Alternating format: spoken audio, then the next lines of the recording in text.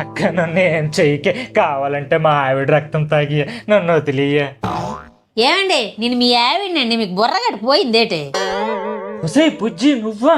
ఈ టైంలో ఇదే అంటే గోడకి వేయాల్సిన సున్నా నీ మొఖానికి వేసుకున్నావు ఏంటి? ఇదేం పోయేకాలమే, కాసుంటే సచ్చేవాడినే. ఇది పేస్ పేక్ అండి, మీరేటండి చిన్న గుంటల్లో భయపడతాను. కామెడీ షార్ట్ గడి తడిపిసేవేటి? ఏమన్నా వెందక నా రక్తం తాగితే నీకు ఓకేనా? ఏటి నవ్వు కొంత అదే దిట్టి చూసినావు.